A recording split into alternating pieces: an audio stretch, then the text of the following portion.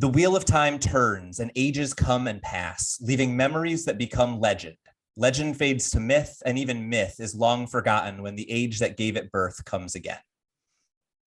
Welcome to Through the Glass Columns, a Wheel of Time read-along podcast. Each week, we will be reading, discussing, and digesting a small selection from Robert Jordan's fantasy opus. This quest is led by Tylor, a true Wheel of Time warrior. I have all stories, ages that were and that will be. And I'll be joined by Greg, a complete novice to the Wheel of Time. The Wheel of Time and the wheel of a man's life turn alike without pity or mercy. Join us each week as we read the Wheel of Time in our own sweet time, traveling deeper and deeper through the glass columns. But what does that even mean? No. You don't get to find out yet.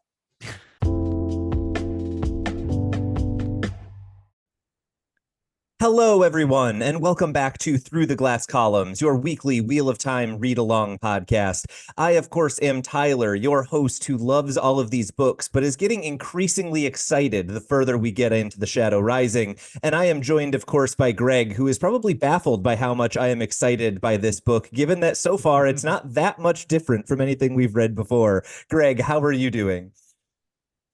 I'm doing very well. I will say the chagrin of my day is my kids got in a typical sibling wrestling fight on top of my copy of The Shadow Rising today, and it survives, but the cover's like all bent to hell, and I'm like, oh man, I have to keep reading this book till August, and now it looks like junk. So alas, such is the life of a dad. But it's amazing to me that by the end of today's episode, we are already 100 pages in, and while that may not be a high percentage of this book, it is kind of shocking that we've only done a few chapters and are moving right along. So it's great, and I am enjoying it. I look forward to seeing what you're so excited about, and I think we maybe get some hints this week, although who really knows.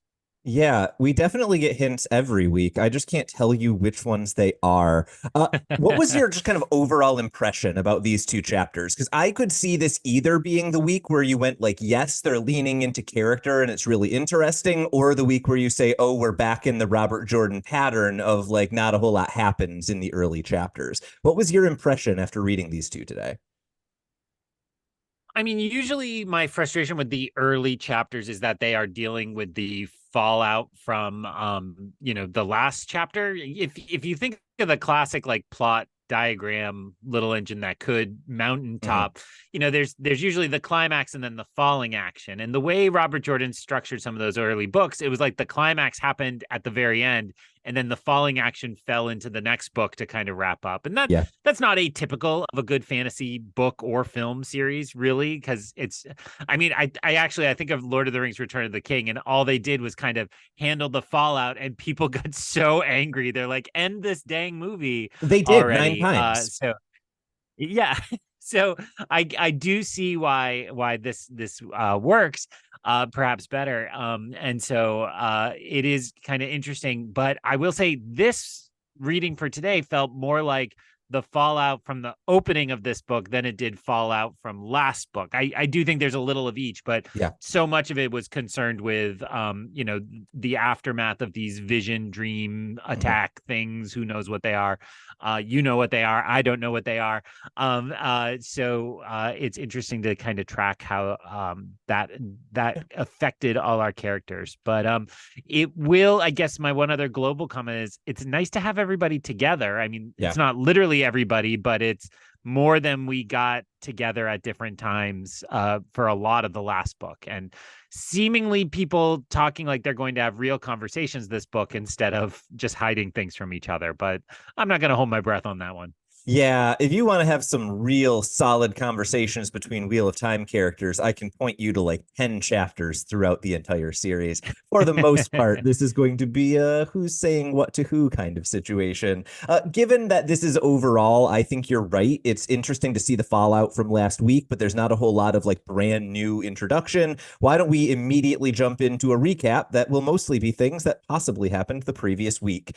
Chapter 3. Wait, Please. Yeah, I was going to say, by which you mean a recap of chapter 3, reflection, and then later to be joined Yes. by chapter 4, Strings, which we had not yet named this episode. So please dive into your summary of chapter 3. Thank you for Reflection. reminding me how speeches work, despite the fact that I did competitive speech for 4 years. Introductions are important. Chapter 3, Reflection. The stone is significantly busier than Perrin expected for the hour, and he and Fael are making their way through the servants' corridors, and Fael kind of explains to him why the servants would be around, what the timing means, and Perrin kind of thinks that she knows a lot more about this world than he does, probably because her father is relatively wealthy. He comes around the corner to where Rand's room is, and there is a small crowd around the chambers. First off, he is greeted by High Lord Torian, who is one of the defenders of the stone, or is at least kind of heading up a group of them. And Perrin basically acknowledges that he is in no way actually the one guarding Rand's room. He then sees Berelain walking by, and Fael comments on Berelain being in Rand's room, and then Perrin misunderstands and says something that Fael thinks means that he is checking out Berelain. There is an enormous amount of confusion. Fael is angry, and then Perrin says he doesn't understand what's going on, and there is a moment where it is obvious Fael is surprised that he actually doesn't know what is going on, gives him a kiss, and decides to leave. Perrin then approaches Rand's chambers more closely, and he actually kind of briefly recalls the fact that these are chambers that were made for the king all the way back prior to Arthur Hawkwing, who ended the practice of having kings, and so they have been vacant since. Perrin then meets the real guardians of Rand's room, the Aiel, where first he is stopped by Bane, who he literally picks up and moves out of the way. She suggests that they play Maiden's Kiss. He still doesn't know anything about what that means, and then he makes his way into the room. He immediately sees all of the broken mirrors and the blood and all of the aftermath from the previous chapter, and tells the Aiel immediately to go get Moiraine. Rand tells him to shut the door. He does so, and then he immediately goes and tries to stop the bleeding from the wound on his side, and thinks that if he were not here, Rand likely would have died before Moiraine arrived. Perrin also realizes that he needs to check in on Mat, but he cannot because he is literally keeping Rand alive. He gets just a little bit of a description of what is going on and worries that Rand might be either going mad or the cause of what is happening here. And when he asks Rand what he is going to do as they are waiting for Moiraine, Rand simply says what they least expect, but provides no more details. At this point, Rhuarc, the clan chief of the Aiel, enters with a captain behind him, but the captain is denied entry by the Aiel. Rhuarc apparently talked to Berelain, and so he knows the real story of what is going on here. Rand is upset that Berelain told him, but he reassures her that she's not going to tell anyone else. At this point, Moiraine then arrives along with Lan. Lan and Rhuarc actually joke, which is both amazingly surprising and causes Perrin to wonder which of them is more deadly, which is a fun hypothetical experiment. Moiraine then heals Rand. He seems to be more or less entirely recovered, other than the wound in his side, which continues to not completely heal. And at this point, a couple of things happen. First off, Rand asks if that is the wound that is going to kill him, and Moiraine says that he reads too much and understands too little. Rand then asks Moiraine to give him any information he needs, and she basically denies it, saying that he is too curious. And when Rand is stubborn in the face of this, Lan actually compliments him, saying Tyshar Manatherin. And then we get a brief description from Moiraine about what she thinks happened. She says, first off, that she assumes Rand lost control of the power, but Rand tells her that he was not channeling, he was awake, there was no possibility. We do learn an interesting little detail here that it is possible to channel while one is sleeping, but you can only channel spirit, not any of the other powers. And then once we learn that Rand was not channeling, Moiraine says that there is another explanation. She says that this is too simple and too complex to be one of the Forsaken, and so what she suspects is that these are what will later become known as bubbles of evil. She describes these as cracks in the Dark One's prison, allowing some sort of miasma to bubble up to the surface. She says that eventually the entire world is going to need to deal with these bubbles of evil, but for the moment they seem to be attracted to ta'veren, and so it makes sense that Rand, Mat, and Perrin would be the ones who are facing the immediate danger from it. Moiraine then says that time is running out, the Terrans no longer fear her, and then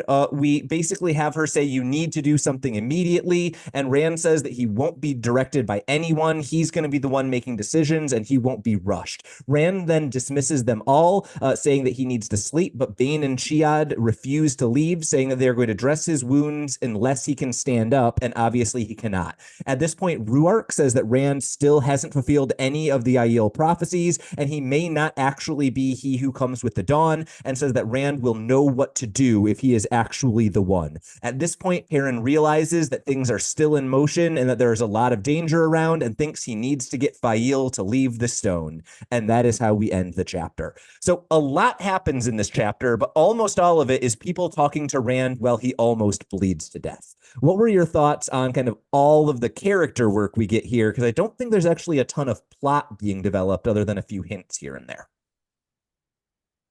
Yeah, it had a kind of air of like an Agatha Christie mystery where like everybody's kind of all together and the interactions matter and how they're talking to each other is dropping subtle clues. And yet doesn't really feel like I could grab onto any single strand of that, right? Yeah. These are things that later it'll be like, oh, I remember when that began more than I'm like, oh Yeah. wow, this thing happened here. But I want to emphasize that doesn't mean it wasn't enjoyable. Yeah. It is fun to have characters interacting with Rand again or kind of around Rand, if not with him, Yeah. in this moment.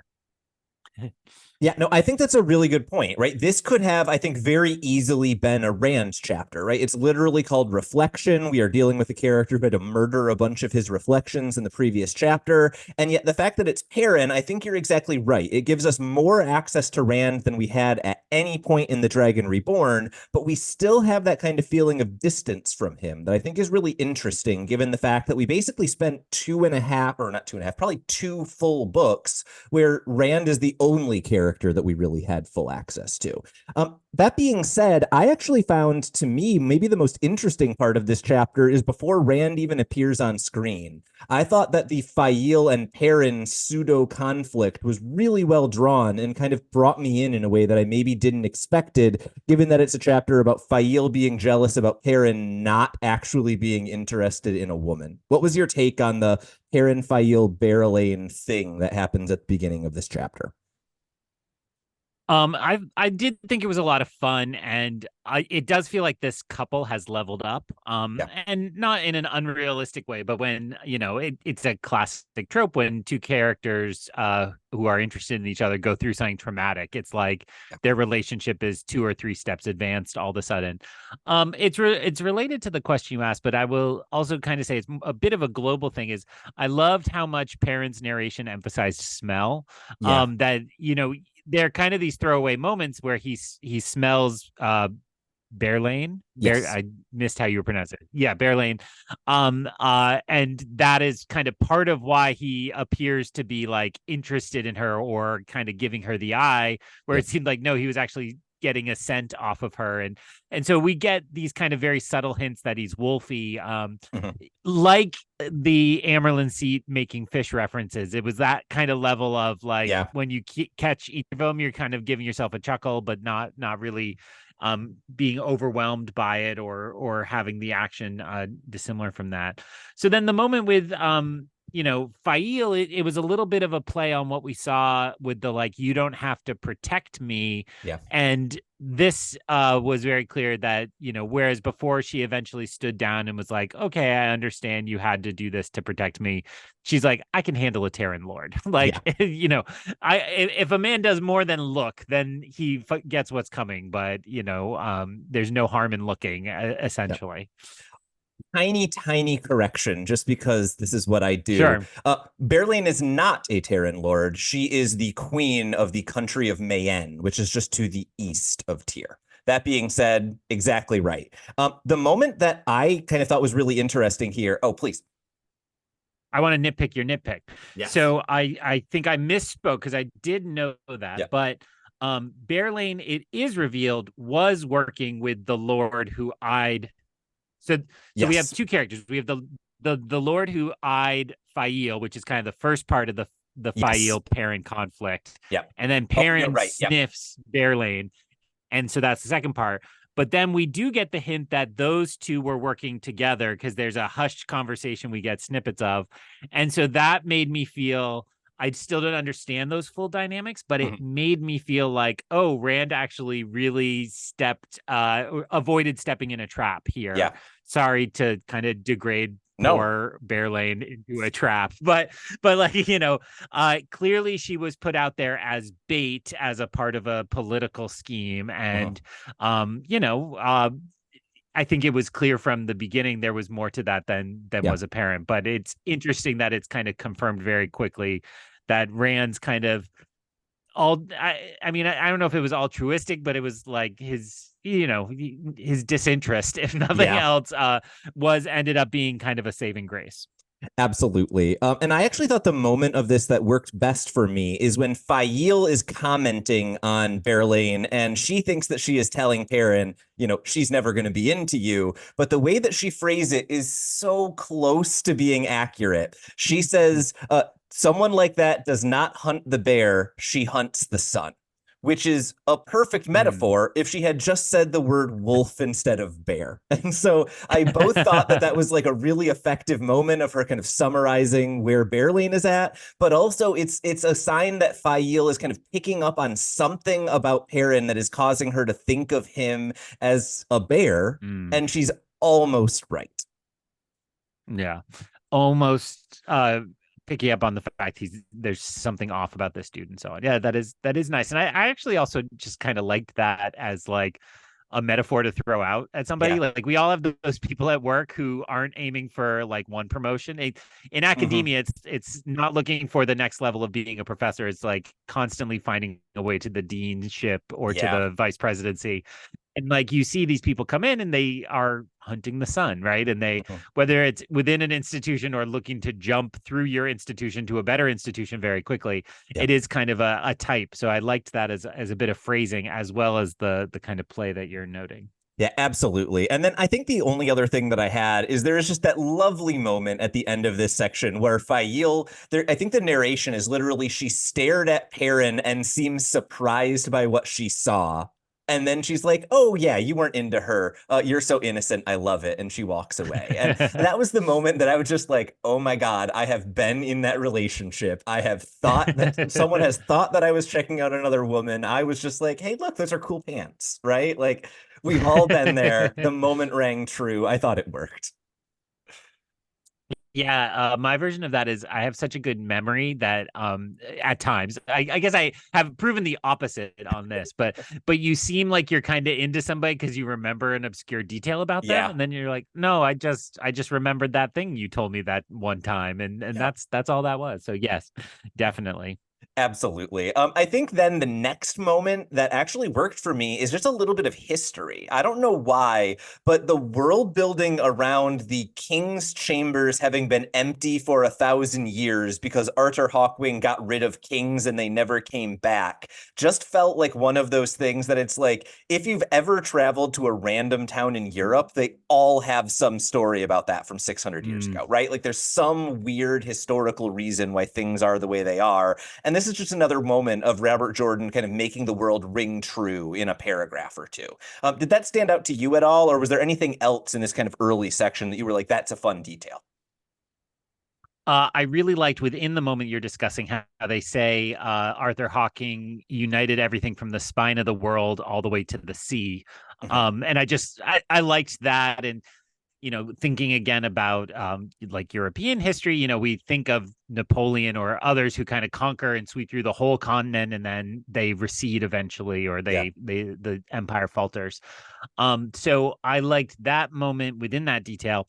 And then the other resonance it had for me, which I've already confessed last episode that I'm in the middle of a Lord of the Rings reread. Mhm. I don't like fantasy books, but I am rereading Lord of the Rings. And it reminded me of Gondor, how Yeah. the king Isildur fell and then left a steward of the throne, the current steward being Denethor by the time the War of the Ring happens. But I think the book establishes very clear. I don't think they say in the film he's the 26th. So Yeah. it kind of had that same ring. It's like, oh, we had a king, but Hmm. we're just going to continue to have these stewards and not fill the throne. And the film very nicely has Denethor on a lower throne Yeah. below the one that the king would sit on. And there's some Cersei in Game of Thrones Mhm. is kind of like that for a while too. So, definitely a historical thing a lot of these fantasy series are building on. But I did like that detail. In my mind, I when we mention Arthur Hawkwing, I think King Arthur, and then Uh-huh. I think like, but then he went across the sea, and it's like, I'm looking for the analogy of England and then going to America and these things and these powers. Yeah. Um, and whenever something like that happens, I don't know if I've said this on air or I just curse you every time I'm there. I always think back to the weird moment where you pointed out that it sounded like they were talking about Neil Armstrong. And Oh I'm yeah. like, what could this be? This is really our world and this is really our and I understand, and the show has played a little more into trying to show that this might be our world, and I assume those answers are like 10 books away. But it is very curious to me to think about the way these pieces might fit together if this is really our world. It's kind of always on the like furthest back Yeah. back burner in my mind, and I will someday think of that after we solve the 27 problems in front of that. That is the correct order to be approaching this. Yes, we have many, many things to deal with before we get to that big picture question.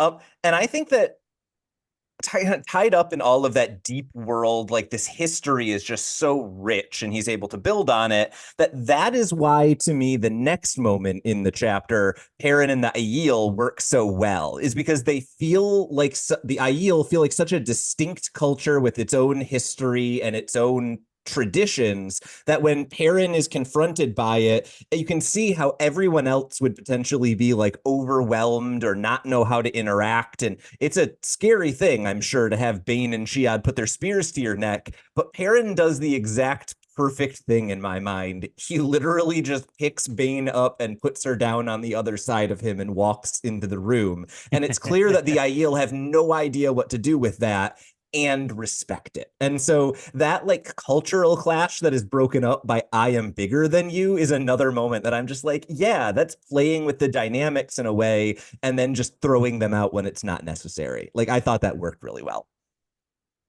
Well, and it comes on the heels of I think uh Bane puts her spear to his neck Mhm. and he like just grabs it, but it's very clear like in the time it took him to grab the one, another one had appeared. Yeah. And so it's like these warriors could just shish kebab him if they Yeah. needed to or wanted to, but there is something about like they don't want to. They Yeah. need to assert their power in their culture, but it's just they have no vocabulary for dealing with it, like you said, and Yeah. it is fun, and it showed to me, I guess I really thought about like that shows that they well, I don't, my mind changed a little by the end of the chapter, but in Yeah. this moment it was like they respect Rand so much they're not going to hurt or harm anybody in his inner circle. It's Yeah. like the boss's nephew or something. You can't fire him because he's as close as it comes to essentially your messiah, it sounds Yeah. like. So yeah. Well, and then I think the follow up to that moment is really great. They're like, yeah, we can't do anything to you, Perrin, but you just picked me up. Do you want to make out? Like that also rang true, right? Like there's a moment where they're very, very clearly like look at each other and they're just like, okay, that was kind of rad. And I appreciate that like these warriors are just like, yeah, that's impressive. Um, we then get into the Rand section of the chapter, right? And this is where I now have a big old gap in my notes where I don't have a lot of things to say, right? There's a lot of summarizing of the previous chapter. There's a lot of figuring out like who did what and was it the Forsaken and all of that. And to me, my big takeaway was just how kind of quiet and withdrawn Rand was, right? He's not volunteering information. When Perrin asks him questions, he gives really vague answers. He says something along the lines of like, I just need to surprise them, and won't even suggest what he's thinking about in an attempt to surprise them. Like his mindset is kind of where my focus was on for a good 4 or 5 pages where I didn't really have many other notes. Did you either have anything to say about the early section of this chapter, or what was your take on kind of our first presentation of Rand from the outside? Because I feel like it looks very different from the Rand that we got from the inside in the previous chapter. He's starting to feel a lot like Moraine, like he's playing a game we can only sense a part of. Yeah. And it is him who he points his finger at Sorry, that got graphic. He pointed, since we were just in a oddly sexual spear scene, he points his finger at the Forsaken and Yeah. says maybe it's Samael who's in Ilion, Ithilien or Ilion? Ilion. Ilion. Ilion. Yeah. God, rereading Lord of the Rings is a really, because I'm sure. Ithilien is Lord of the Rings. So Yeah. I need to finish that and move on. And so there's kind of a sense that he's already plotting how he'll get his revenge and Yeah. overcome this.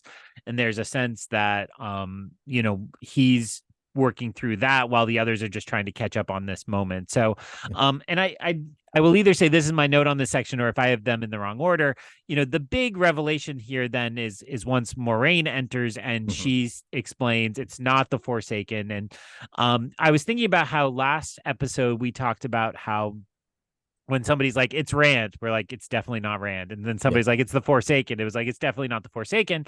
When she presents this bubbles theory, which is, this is weird. I mean, I love it because it used the word miasma, which is just a great word at any time. But when she presents that, I'm like, okay, that's it. And I was trying to figure out in my head, is that just because it's from Moiraine? Is it because it's spoken in such authority? Part of it is that it's new, right? And I have a little trouble kind of reconciling that with the cock crowing, because that seemed like such a clear, you put one guy in the bell tower, he crows like a cock, and then everybody takes their action at once, or what have you. So it seems weird that it would be kind of part of something more supernatural, something less controlled. But the idea, and I'll just repeat back the idea to you to make sure I have it right. So essentially, as the bonds on the Dark One loosen slightly, there can be these kind of pockets of darkness or bubbles of energy that escape from those, and they can kind of percolate wherever they might be in the world, but the Taviran are going to draw them closer to them. And so Moiraine is the only one who seems to be not surprised at all that all of them face this at once, since they're all Taviran. Yeah, that's exactly spot on. I want to give us vocabulary for this. I think I'm using a bunch of words that are not combined in this way in the chapter, but I'm not giving anything away. These will eventually be called bubbles of evil. So that I think is going to be the easiest kind of phraseology for us. But your description of what a bubble of evil is and where it comes from is exactly right. The Dark One's prison is cracking. That means things can get out through those cracks. They rise into the world in some way and are drawn towards Taviran. And I think you're exactly right to kind of question what is going on with the rooster crowing. I refuse to call it a cock in the previous chapter. And I think that, to me, what that says is maybe this was one bubble, right? The fact that it's happening simultaneously indicates that this isn't separate events, but maybe like one thing that happened to burst around all three of them at the same time. That being said, that's all I've got for you on that detail. I think we're summarizing this concept right. I think this is a new thing. And you're right to ask, why do we trust Moiraine so much? And I think the answer for me is because she can't lie. But it's worth noting, she never outright says this is what happens. She just explains the theory of how this could happen, so that none of it is necessarily true. She didn't outright say it is. And so the no lying thing isn't as helpful as we think. I think that's the right kind of big picture thing to latch onto here, right? Rand is, really, I think comparing him to Moiraine was really smart and not something I would have initially thought of, but you're exactly right. He's playing his own game now. He's trying to be ahead of people, and it feels like he's falling behind. He's keeping secrets in a way that he hadn't before. And all of that, I think, adds up to a really interesting chapter for Rand, but one where I don't have a ton to say, because mostly what it's doing is laying out what all the mysteries around him are at this point. That's why, for me, all of my notes are about this new character that we have, Rhuarc, who is mostly fun because he made a joke with Lan, and Lan appreciated it, and that shouldn't happen. I do like Rhuarc a lot. Before we move on from Rand, I just want to throw out, it was in your summary, but it seemed notable to me that Rand has been reading up on the prophecies. Yeah. That he because that I just love that as a character detail, because it's like, oh yeah, if I suddenly figured out I was the chosen one, I would read everything to figure out what the chosen one is going to be. Yeah. So this idea of there is going to be a wound that causes him to spill his blood on the mountain, and he's kind of flippantly saying, "Is this the one?" And Moiraine's retort of "You read too much and understand too little" is really nice, and I want to throw that out at every faculty meeting I go to. Not really, I love my colleagues, but it's certainly a helpful dynamic to start to think about. Well, Yeah. you know, why it's interesting dramatically is because that brings up all of Greek drama, right? Which Yeah. is, if you know the prophecy is true, you do everything to prevent it and yet still end up falling into it. And so that is really an interesting thread to pull at. Yeah. Rhuarc entered with Oh, such sorry. strength I'm that going to I was stop like, you before yeah, you move on now.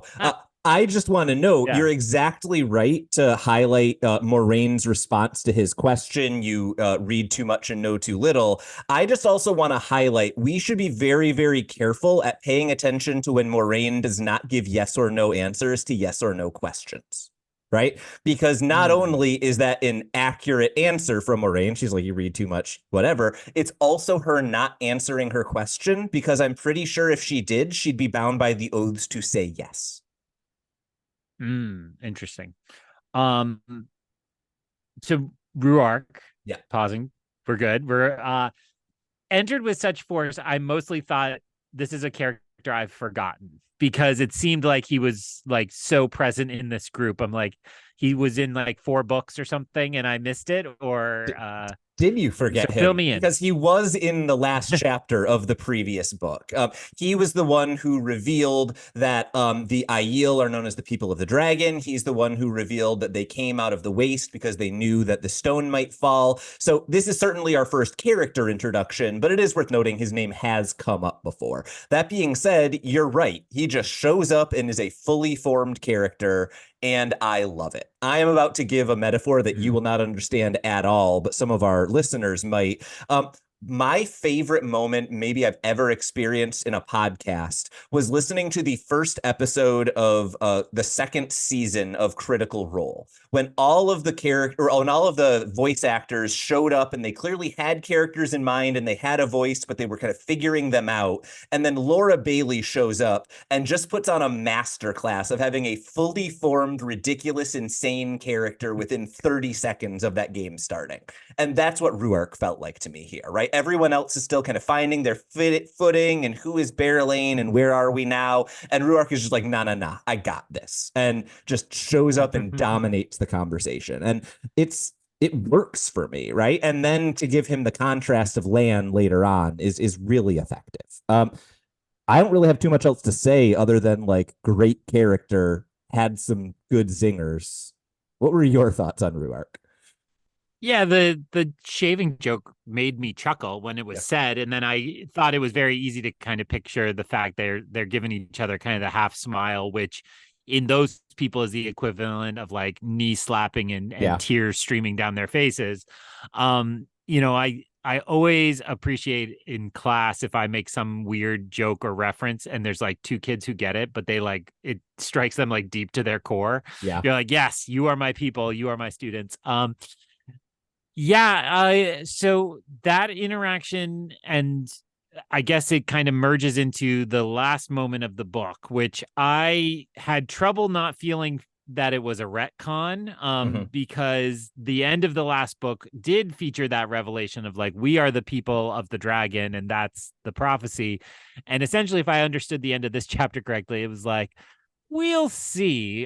This Yeah. is this first step of 7 steps of confirmation on whether Yeah. he's the bringer of the dawn or not. So it's like they're hopeful. I don't have the right religious vocabulary for that. It's like the appearance of one stigmata, or Yeah. the Dalai Lama has to pick out the objects from the blanket, and it's like they picked one, but there's 4 to pick, or what Yeah. have you. It, So it feels like we're kind of easing off of the last book. it almost reminds me, if we're going for a religious metaphor, it almost reminds me of the way that like early Judaism dealt with the kind of emergence of Christianity, right? The response was like, yes, we definitely had prophecies of a guy showing up and doing some of the things that that guy did, but I don't think he's the savior, right? I think someone else is coming later, right? And that's the story that I think we're getting from the Aiel here. They're like, yes, some of our prophecies are being fulfilled, but those are the prophecies that tell us when he who comes with the dawn will arrive. Rand is still the most likely candidate to be he who comes with the dawn, but it ain't no guarantee. Someone else could kind of pick up the mantle, and there's nothing saying the Dragon Reborn must be the same as he who comes with the dawn. So I think that that kind of overlap, but not complete overlap in prophecy kind of rings true to me, right? I was raised obviously as a Catholic, and so I'm used to like Abrahamic religion, where you get three different religions that all have very similar, initial traditions and then very different endpoints. That's kind of what this feels like to me, right? These are cultures that were once probably closer to one another and had similar prophecies, and now as they have grown apart, there's these differences, and it's not clear what is the same and what is different. But that works for me, right? I think to some degree, the idea of different parts of the world having different prophecies that may be the same or at least describe the same situation, but in different ways, is just like, yeah, I don't think I've ever been to, two different countries that had exactly the same traditions. And so this rings true to me. Yes, we were just in an intense conversation in the car with my son the other day about he's like, I heard in Germany they get visited by Santa Claus and Saint Nicholas and Kris Kringle. And like I don't know where he picked up that particular misreading, but it's like, oh, like trying to explain like, well, it's actually the same holiday and the same figure that everybody loves. It's just, Yeah. different cultures and different names. And then he has a step grandfather from Denmark. So we were like, ask Okay. him about Denmark. And my son's just like, nah, I'm good. Like he's over it. He doesn't Yep. have any more questions to ask. But it is that kind of thing where it is the same mythology through a lot of different lenses and customs that often celebrate the same things while being different in Yeah. their own fashion. So it's very good. Yeah. So yeah, I it wanted, works. yeah, All of that, it just feels very real. And yeah, I think totally. you likening that to Christianity and Judaism makes it feel quite authentic. Absolutely. I only had one more moment in this chapter that stood out to me, and it is Lan complimenting Rand. Rand responds to Mm. Moraine's pressure to make a decision by basically saying, like, no, I'm not going to tell you what I'm doing. I will take your advice, but I make the decisions. Now leave. And Lan, under his breath, where everyone can kind of hear him, but not completely, compliments Rand by saying Tyshar Manatherin, which is exactly like a reasonable thing, right? We know that people from Manethrin are known for being like stubborn asses. And so what Rand is doing is an exact kind of exemplification of that. But it's also worth noting, literally speaking, what Lan said is true blood of Manethrin, which Rand does not have. And so I think it's a really interesting kind of thing that Lan is like, you are of those people, even though I know that Mm. literally you are not of those people. And so it's almost like a multi-layered compliment that I just wanted to highlight before we moved on. Did you have anything to say about that or any last notes on the chapter before we move on to the next? That is really nice. And one of the last conversations Rand and Lan had, or at least when we saw them, I think this is back at the end at the start of book 2, Yep. was about his fatherhood and how like he may have Yeah. been your adopted father, but that doesn't make it less true. And I Yeah. think at the time we discussed how that's a good message. And it seems like we need more fantasy that puts emphasis on those relationships as much as blood relationships, Yeah. as a Skywalker. So thinking about how those that you can celebrate both of those, I think is Yeah. really a nice piece of mythology. And I think there are, families and people around the world who Yeah. want to see that part of their identity affirmed as strongly as whatever their genetics happen to be. So my only other global note for the chapter is it seems like I took from all of them that there's this kind of hastiness to get out of tear, right? To tear out of there. Ew. Nice. Cue the rim shot. All right. But also just that everybody seems I just wrote kind of uneasy alliances, Yeah. right? Like everybody is seemingly ready to work together and follow Rand, but all of those relationships, even Rand and Moiraine's like, I'm ready to be your advisor. I like it sounds like she's like, I'll be your, your chief advisor, but you got to listen to me. You got to tell me what you want to do. And we got to talk together. And so it just seems like nobody's quite sure what these relationships should be, despite all the goodwill to work together. And I think that's exactly right. And then it's emphasized by what we get in the next chapter, which is finally a character who knows what all of those relationships are and how to interact with them. In chapter 4, strings. So Tom is forging a letter in a High Lord's hand that says your husband suspects, and he thinks that he is going to arrange for High Lord Tadosian to find it somewhere where his wife might have left it. When he hears a knock at the door, he hides all of his things. He quickly puts away his writing desk and his inks and whatever. And then we also get a brief description of Tom the ladies' man and all of the different like scarves and things around his room. And he thinks like, oh, I don't really think about the women very much. They're just here and then they leave. He then limps his way to the door, despairing at his age, and welcomes Matt into the room. Tom is surprised that Matt is there at this time, and also that he's not joking around. Usually Matt shows up and immediately makes fun of him for his room. He offers Matt a game of stones, but Matt immediately changes the subject, asks him if anything odd has gone on, and then Matt explains what is happening and asserts that Rand is mad, and that is the reason why everything is going wrong. Tom wonders why he and Matt haven't already left, and he thinks that he's basically trying to keep an old debt that he had. Clearly, he is thinking about his nephew, and then he also thinks that he wants to keep Rand protected from the Great Game, how he's been kind of manipulating things and trying to keep the High Lords busy amongst themselves so they don't have an opportunity to gang up and create problems for Rand. Matt then offers Tom the opportunity to run away together, and Tom says that Matt has been talking about leaving Tyr since the moment that they arrived, but he says that he hasn't left. Matt says that he hasn't left because Moiraine is watching and has had many of the servants kind of looking out after him, but Tom says that he could get away anytime. He mentions that Matt is especially good at kind of hiding and sneaking, and he means that as a compliment. But then he says that, quote, something always comes up. It is clear that Tom is going to be suggesting that this is a ta'veren thing, but Matt does not want to hear that explanation. And so he instead suggests that it is Rand's friendship keeping him there. Matt says that he's starting to get strange feelings that something momentous is coming. And Tom suggests that he talks to Moiraine or Nynaeve about it, but Matt says he will not have any Aes Sedai in his life. He says that he is going to leave immediately, but Tom very quickly talks him into waiting until the morning, and they play some stones first. Matt kicks Tom's ink box and causes Tom to be very frustrated because it probably ruined all of his hard work. But then Tom notes that Matt has already forgotten the urgency of leaving, and he suspects that by the time the game of stones is done, that Matt will not even remember that he was going to leave in the morning. And then Tom thinks that all of his efforts are worth it if he can pay off his 15-year-old debt. I thought this was a really interesting chapter, if for no reason other than the fact that being in Tom's head is really interesting compared to everyone else. It's kind of fun to get an expert's perspective after having so many chapters from, 17 and 8-year-olds on the outside looking in. What was your thought on this chapter? It's brief, but I had a lot of fun with it. I would say I had fun, but probably not as much as you did. I think to me it was like everything was just demonstrating what it is like to be near a ta'veren, and then they can't even talk about that being a ta'veren. So I'm not going to think of a good example, but a lot of times films and books need to have like throwaway lines that explain why the characters don't just run away and like give up on this.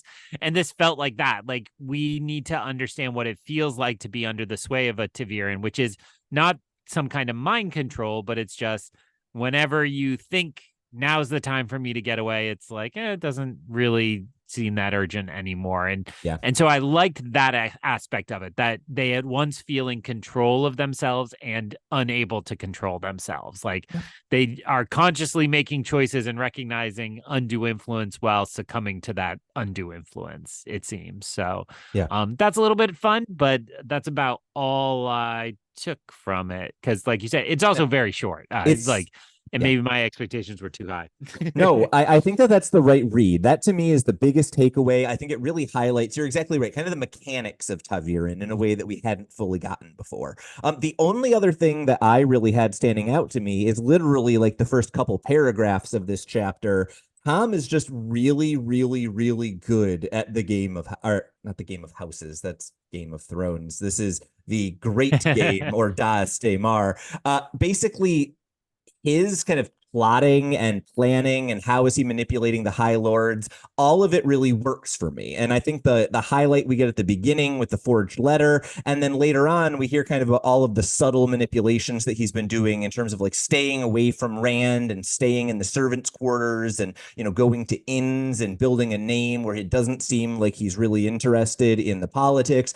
All of that I thought was kind of like interesting table setting. Even if that's all it is, I'm like, okay, I'm ready to see the political side of this story as much as we've been seeing kind of the adventure side for the past few books. But other than that, I think you're right. We've basically got that and how do Taviran work in terms of what's going on in this chapter. Yeah, the one other thing in my notes is just while we have been playing the game of who's driving Matt and what's going on with Matt, I thought it was very clear to note that Tom has clocked that his luck has to do with Yeah. chance, right? It's like, oh, Tom witnessing all of this has figured out the secret as well and is willing to play stones because there's not a lot of chance in it, right? So I liked that, and I think that probably speaks the most to your kind of explanation that this is being in an expert's head. It's like an expert can figure this out and Yeah. is just more savvy than that. So that was the only other moment I highlighted, and certainly a fun chapter. I did kind of like the ending where he's like just starts a story and it's like we fade out of that scene. Yeah. It felt like a play, right? How two characters would start a conversation and the lights would just dim and the sound Yeah. drop out slowly as the scene moved to something else. Yeah, absolutely. And I think for Tom, part of what he is he is a storyteller, right? And so I like to Mm. see the way both internally that he's kind of constructing, as you say, figuring out, you know, details and turning them into narratives, but then also just like getting to see a little bit of what makes Tom Tom, right? He is just personable and able to spin a tale. I think that worked really well. The only other thing, I keep saying the only other thing, I'm going to do that 8 times in this chapter probably. But the other thing that I kind of had to note here was Matt, I think, is really kind of getting a little more clearly defined in this chapter, in part because we're getting to see him from the outside instead of the inside, right? Some of the fun of reading Matt chapters from my perspective is that Matt is like a semi self-aware narrator who often kind of thinks things about himself that are maybe not the most accurate. And so it's fun to see from Tom's perspective how he's kind of like putting together who Matt is, right? He's thinking about, as you said, kind of like the story about like chance, but then there's also, he realizes that Matt very clearly like cares about his friends. When he can't say it's Taviran dummy, he immediately turns to maybe you're staying because of Rand's friendship. We learn that even Tom recognizes just how good Matt is at kind of the rogue class abilities, if you will. And all of that I think is a really fun character portrait of Matt, because if we've been asking before who is driving Matt, that's an interesting question on the inside, but it's just as valuable to know who Matt is from others' perspectives, right? To some degree, I don't care who's driving, I care what he does and who he is. And that I think we get maybe more clearly in this chapter than before. That being said, like, who is Matt? He's the kind of guy who gets distracted by playing a game of stones after 15 seconds. So it's a great character sketch, but it's almost necessarily a slightly shallow one. Yeah, I feel like the 8-year-old I spend a lot of my time with in many ways. In that list of things about who's driving Matt, though, I just wanted to note that the fact that he is being led so much by his suspicion of the Aes Sedai felt Yeah. significant. That it's specifically Moiraine here, but we know the character from the past seems to have been wronged by the Aes Sedai, Yeah. and so he's been suspicious, and that rises here. And so that is kind of the two dynamics at play. Oh, I think Moraine's out to get me, so she's spying on me, which is a reason I can't leave, which doesn't really make sense as a reason not to leave, No. but it's kind of just enough of that kind of hint of a reason that you understand. So it's really fun, and I continue to really like the Matt storyline. Um Tom also needs a reason to stay around. And I keep flashing back. I was on a jury one time and it was two dudes who got in a bar fight. And we had one guy on the jury who's like, you can't prove to me he couldn't have just turned and run away. And we're like, no, on a jury, you have to have it be proved that he wasn't, that he could Yeah. do, right? Like you need the weird double negative of proof instead of the actual proof. And so in all of these things, it's like we are seeing the reasons why they can't run away, even though we didn't necessarily need those to be present or something like that, right? Yeah. It's proving what we don't need here. I've gotten lost in the language of it, but it always reminds me of that weird legal thing of like, yeah, it's that you have to prove there was no way to running away, not to prove that he chose not to run away or Yeah. something like that. So it all was a lot of fun, and I continue to want to see what happens with Matt. Yeah. And Tom just is going to go for the ride. And I think that you highlighting Matt's kind of disdain for the Aes Sedai really works. And the moment that I think kind of drove that home for me is there a moment where Matt is kind of like railing against Moiraine and he doesn't want her help and what have you. And then Tom suggests, well, what about Nynaeve? And Matt says, no, she's still an Aes Sedai. And that was the moment that I immediately went like, oh, that's different, right? Everything up to that kind of felt like Matt as we've seen him before, but Matt always was kind of willing to say like, they're Aes Sedai, but not the girls from my hometown. And that no longer seems to be the case anymore. I think I can now officially say I am completely out of things to say about this chapter. Did you have any last thoughts before we do our preview of next week? Just because you just mentioned them, I want to say I kept wondering where are Egwene and Nynaeve, right? I mean, we maybe got real Egwene in the dream sequence with Rand, but it's like, oh, well, that's the piece that's not here. And so when I said at the beginning, it's really fun to have these characters all together, that's of course the group that's not being represented here. So, and that is not me giving a transition to next week because I have no idea whether it is or not. But next week we will be talking about Chapter 5 questioners and Chapter 6 doorways, which definitely include those characters.